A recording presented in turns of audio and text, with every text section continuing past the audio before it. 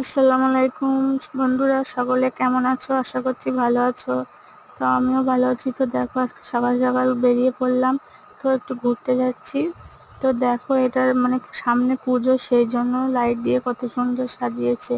তো এখানে এসে একটু ফুচকা খেয়ে নিলাম।